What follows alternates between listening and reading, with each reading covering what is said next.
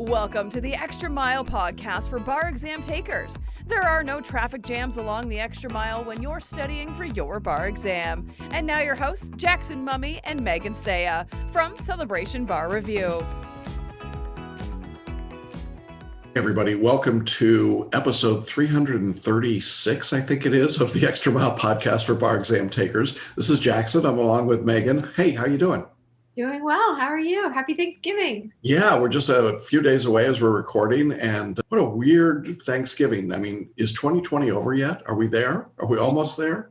Yeah, really. Unfortunately, I don't know if the 2021 January 1st is going to have a magic spell, but it'll be nice at least in our heads to get out of 2020, I think. For sure. And today we are talking about some significant developments in 2020, particularly with respect to the Florida bar exam, but also going to update a little bit about the jurisdictions that have announced going online in February 2021. We're going to talk a little bit about New York and some of their requirements with respect to their exam in February 2021. So it is a busy holiday weekend.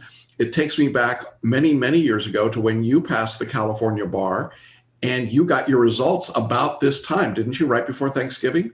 Yes, yeah. California traditionally gives their July results right before Thanksgiving, which adds a little extra stress to the holidays for those of us who are waiting. But yes, so it's very odd to know that we are starting to just now get results like places like Florida, and yet long way to go before we get those California results. Yeah, for sure. So we know that a lot of you waiting in Texas, New York, California, lots of UBE jurisdictions, Georgia, you are still on needles and pins, I guess, waiting, and we will update you as we get those results. But today, the focus is on Florida.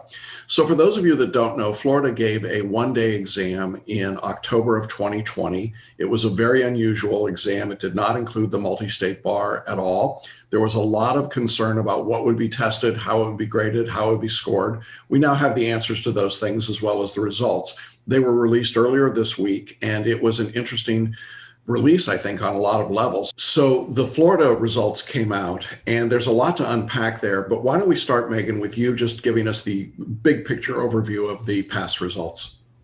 Yeah, so the Florida bar examiners released as a partial picture, and I know, Jackson, you're going to talk about the full picture, but they released a partial picture of how many people ended up taking the exam. So there were 3,137 applicants who ended up sitting at the end of the day for this exam. And I know there was a lot of upheaval with this one about questions about how many people were going to drop and things like that, because obviously with all the changes in the exam, they released the first time taker pass rate, which ended up at 71.7%, which is good. That did not include people who had already sat for an exam and failed in the past. So obviously those numbers will look different for those students. We do know that there were only 951 retakers who sat for the October exam, which I found very interesting. Jackson, what does that number tell us about what this exam looked like? Well, it's interesting because when we go back a year ago to the numbers that the NCBE gives us, what we see is that in last July, in July of 2019, there were actually only 622 repeat takers. So there's a lot more repeat bar takers than we had had before. We thought that might be the case in Florida, particularly with the delay of time and the fact that it was going to be only a one-day exam. That was the good news. The bad news is that the pass rate we have extrapolated for repeat bar takers to be about 20%. Now, what we get that, and I'm not going to take everybody through the math because it's really way too nerdy.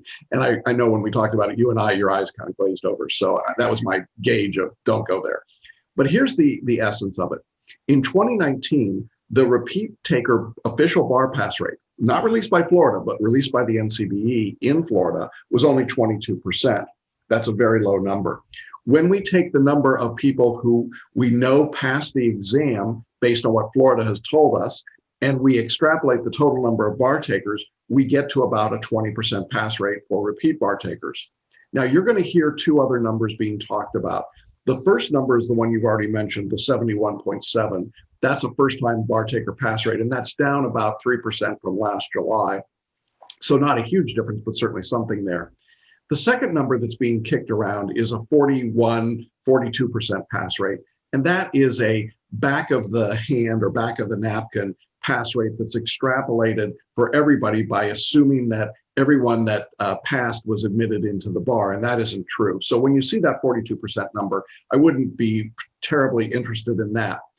Really, the question I suppose people are asking is, what's the overall pass rate in Florida for this exam? I would say the number is probably closer to about 30 to 35%. So that's the number I'm going to hang my hat on. We won't know the real number until this time next year when the NCBE releases their numbers. Again, Florida's really weird. They're the only state I know of, maybe one, Megan, that doesn't release repeat bar taker pass rates. It's very strange, isn't it? Yeah, it's very odd because it sort of creates this environment or culture, I think, in the Florida bar of that repeat takers don't matter. That, hey, no, we did great because we got 71% of our takers through. The way that they presented and the way that you might see that number around is that the pass rate was 71%. That was not the pass rate. That's only the pass rate if you exclude a very large number of people who are sitting for the exam. A third of the bar takers. So right. It's a big number and it's a significant number. Now, I think it's important for us to unpack why the pass rate looked this way, particularly for repeat bar takers, because that's the body of our audience that we're talking to. I think a couple of things happened, and you and I have talked a little bit about this. One was that everyone was ready to go in August. And then 48 hours before the delivery date of the exam, the examiners pulled the plug on the test and decided to extend it. What do you think the impact was on bar takers when that moment happened and they suddenly had an 8-week gap? I think it was very different across the board. I think that some people, and this is what we saw, some people took a deep breath, reset, and got back in it and appreciated, hey, I've got an extra time to study. So those subjects that I was still feeling a little wary of, or I didn't get to practice all the MBE questions that I wanted to, whatever, or not MBE, obviously the Florida multiple choice questions. Some people had a really great, viewed it as a great opportunity. And then others, it was a sort of, this is just the straw that broke the camel's back. On top of a very hard year, it was one more thing. They just wanted to check it off their list, understandably. And then it got pushed back to a place where I think mentally it was difficult to reset. Yeah, I agree. I think it was certainly individualized, and it's hard to draw big characterizations, but I would say that for people who were not successful, what I'm hearing this week is it was just tough emotionally to get back in. They were ready to go. They were literally at the starting line, and suddenly there's a rain delay, right? And you got to wait 8 weeks. The other thing that obviously was an impact was that it was an online test. Now, we got very little negative feedback about the mechanics of online testing. I know that a lot's been written and said. There's a lot of discussion about facial recognition problems and about the inherent racism of some of that software. And I don't want to discount any of that. But candidly, we did not get much feedback that said, we didn't get feedback that said the proctoring was unfair, or I thought the mechanics of the system didn't work, or I had trouble uploading answers, that kind of stuff, right?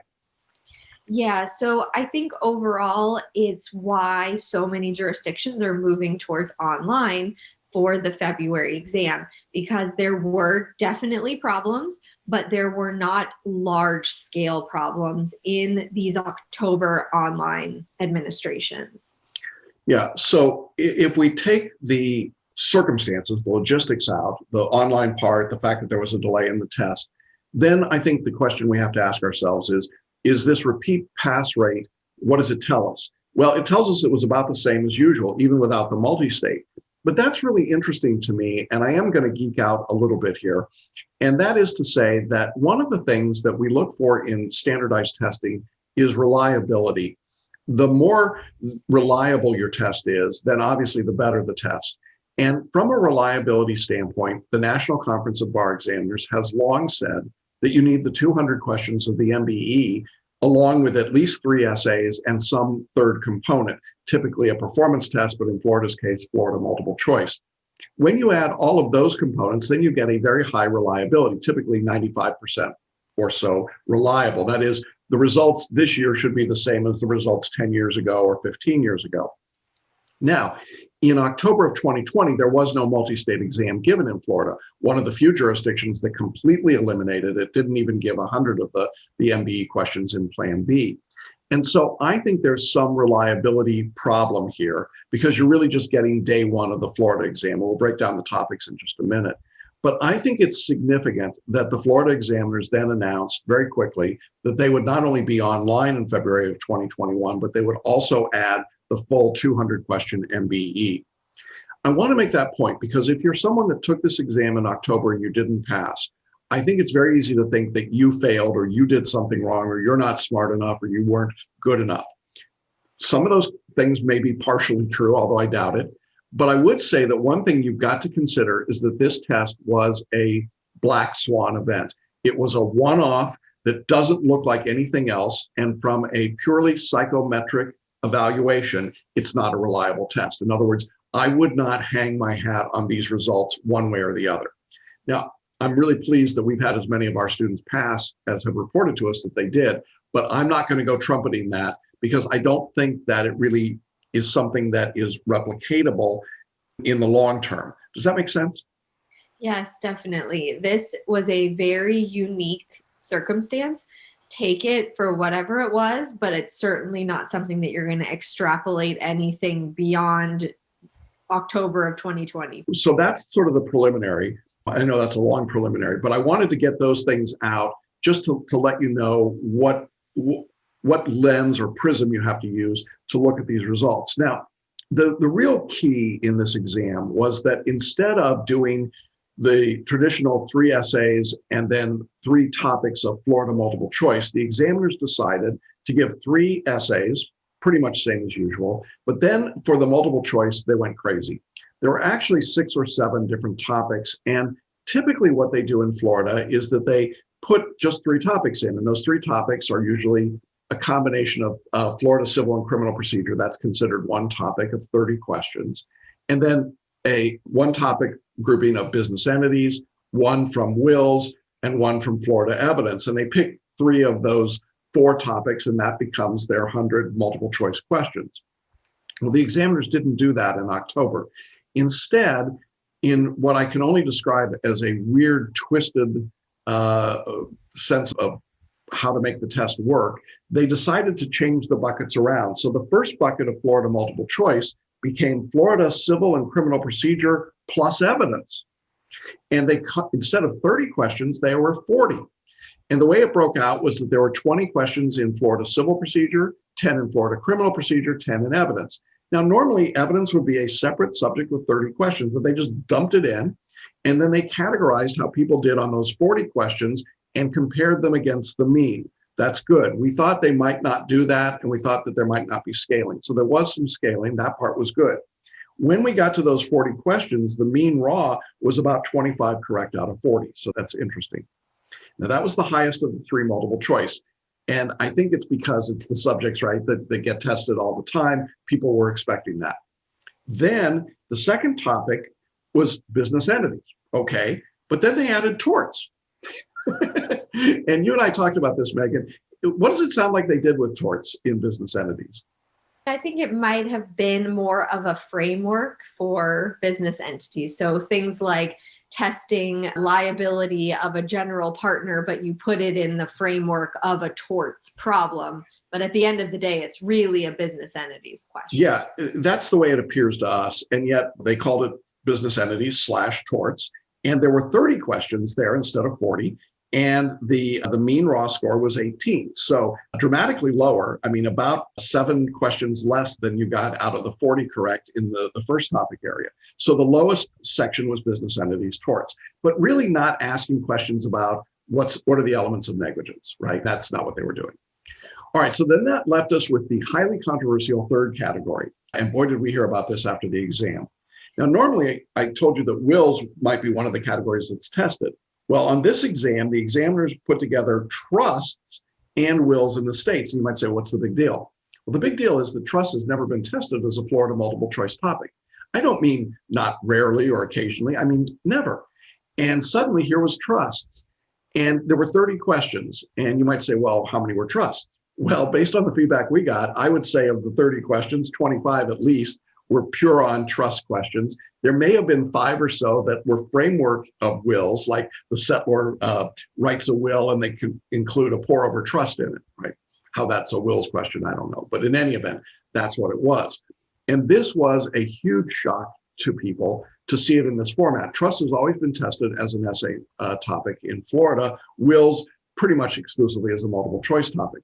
So again, there were 30 questions in the broad topic, and the mean raw score was 19. So 1 point better than business entities. So the trust questions, I think people felt surprised by, but were able to answer them. But the subject generally probably wasn't as difficult for most people. So that's what you see in the grouping. Now, that's significant because the examiners then use the same approach that they've always used on day 1 of the test. They compare your raw score in each of those 3 groupings to the mean raw to create a standard deviation and then give you a scaled score on a 200-point scale. That actually turned out to be good news. I was really afraid they were just going to use a raw score because there were these 6 or 7 categories or 6 or 7 subjects that were announced. So that's what happened on the multiple choice. On the essays, it was interesting. Essay 1 was federal con law with a torts crossover. The mean raw there was 39 out of 100 points. The second essay was real property and then Florida con law. Boy, this was a con law year, wasn't it? And then ethics, which we expected. And the mean here was 44. So that was the easiest or the highest scoring of the 3 questions.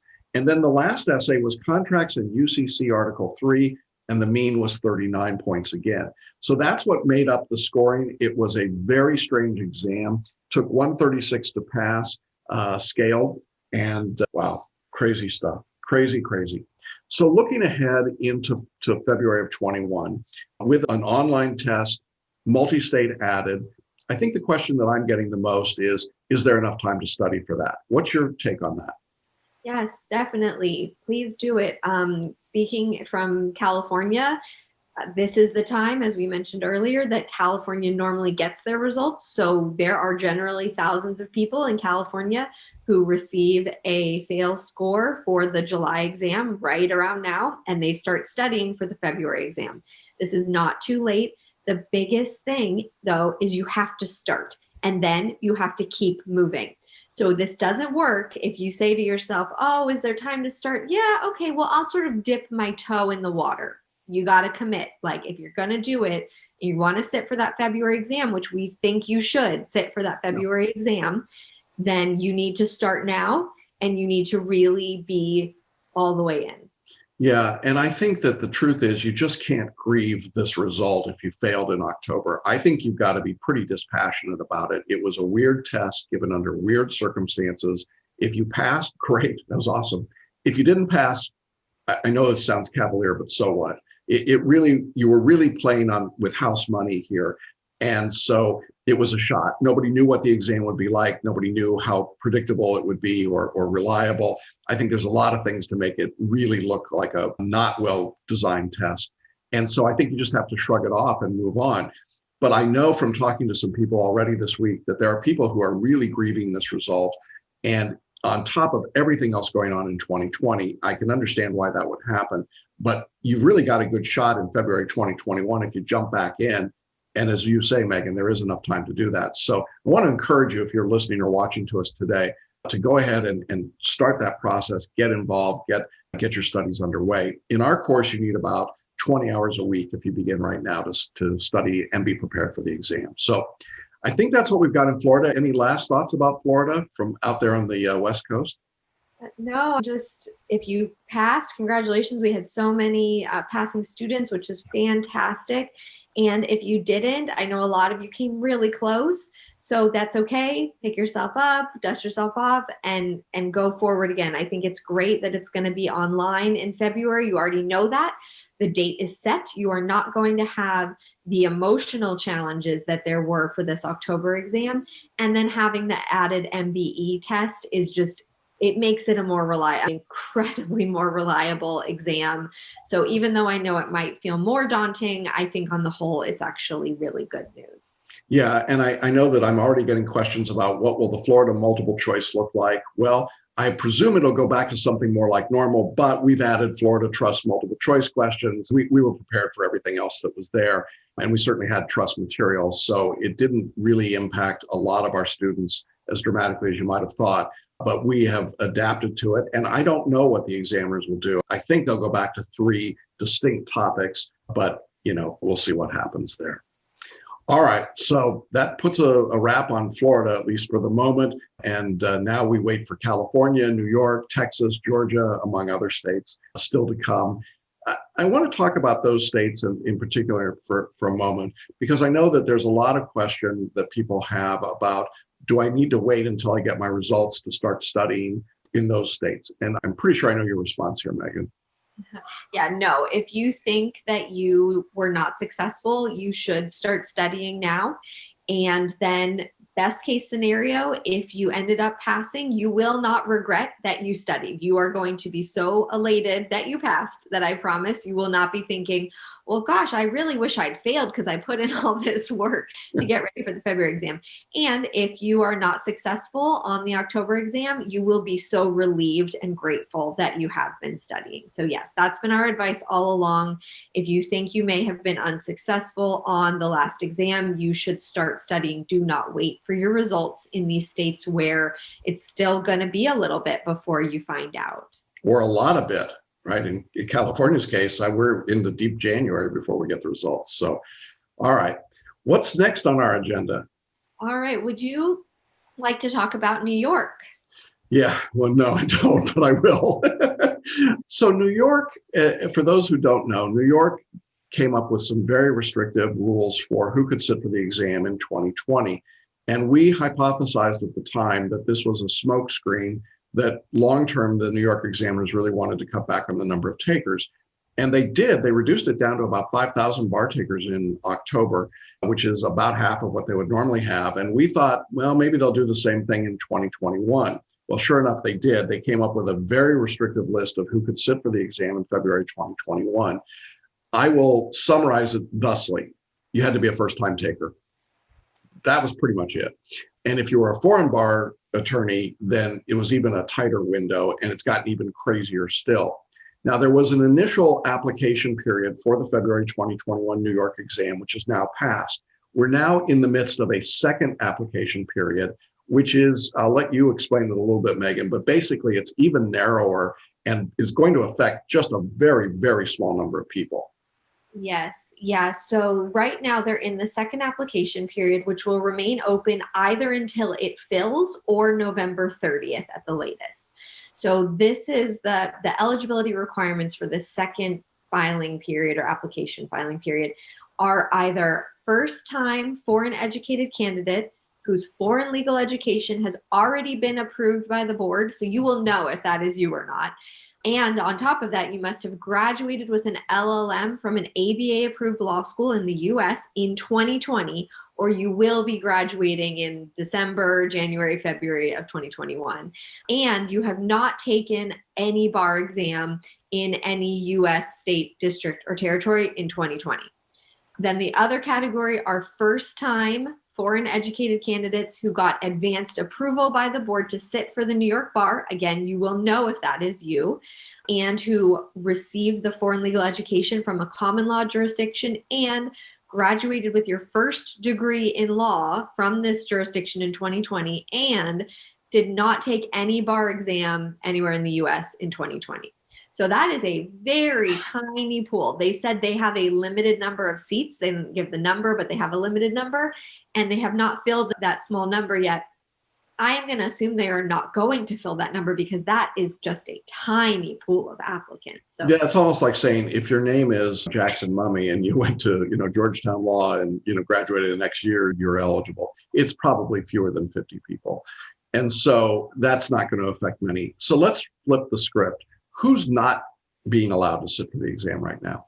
As of right now, most people who have taken and failed any bar exam anywhere, so not even just New York, Also, people who graduated from law school prior to, I want to say it was like 2016 was. Yeah, I think that's right. 2016. Yeah. That first one. So if you are not a recent law grad, you're not allowed as of this point to sit in New York. Foreign trained attorneys who graduated after 2020 or have failed a bar exams anywhere in New York or anywhere in the US previously.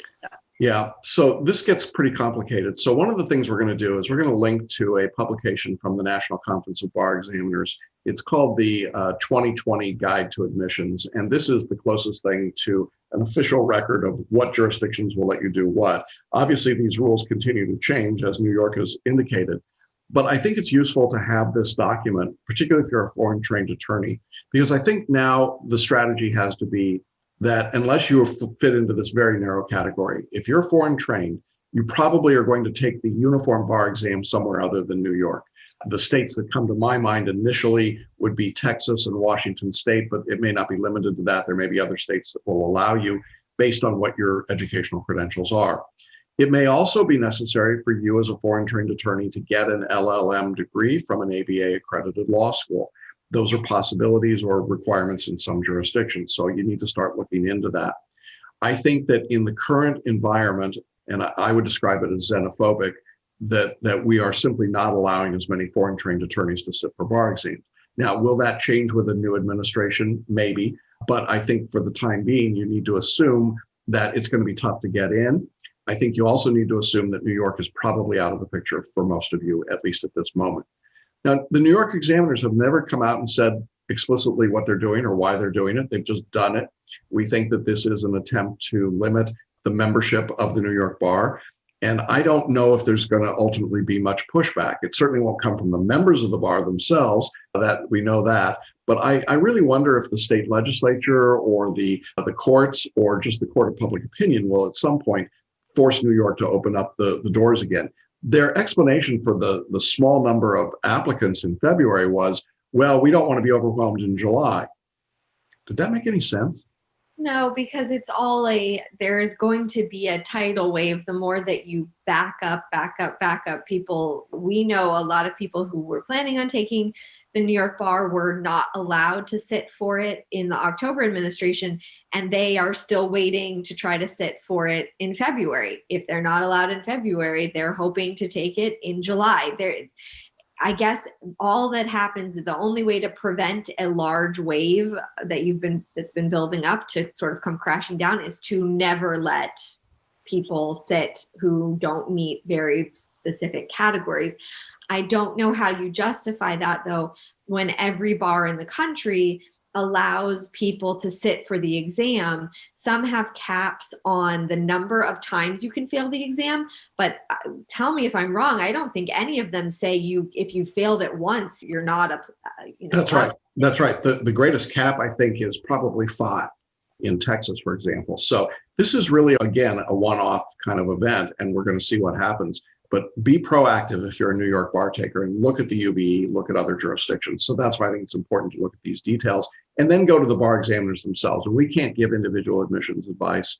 And we certainly can only tell you what we're hearing with respect to these rules. The ultimate rules come from the bar examiners and you're responsible for them. So make sure you're communicating and looking at those rules. All right. Well, that's the unhappy news, I guess, out of New York. Where to next? So let's talk about, really briefly, I think, about the jurisdictions that are going online and who the big jurisdiction that has not gone online, at least of now.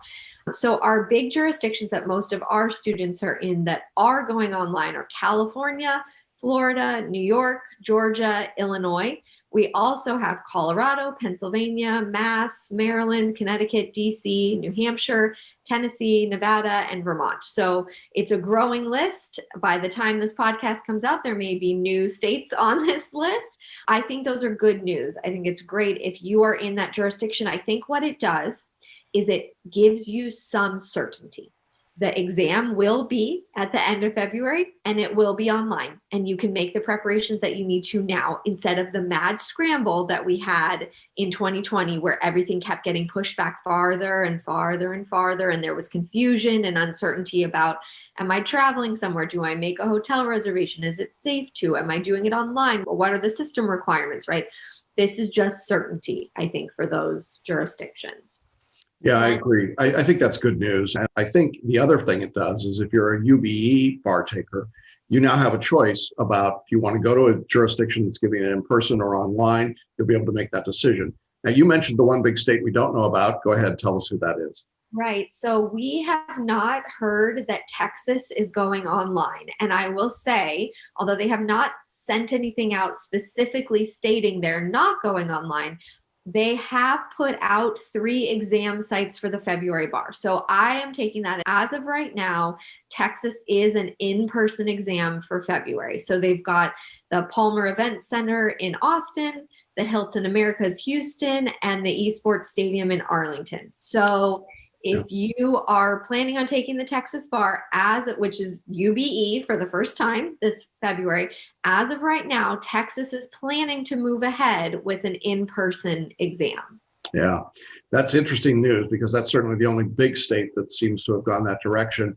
Texas did a lot of weird things in 2020. They had hotel room in-person exams. That's too bizarre to even explain. They did go into the online test in October. So they did it both ways. It's interesting to me that they have already announced their test sites. That would indicate they're not going online. I don't know. The COVID numbers may force them to change their mind about that. But again, it's hard to extract the politics in the world from the realities of the bar exam. And I suspect in some of these states that are giving in-person exams, it's because the political nature of their state says, we just can't acknowledge that COVID is real.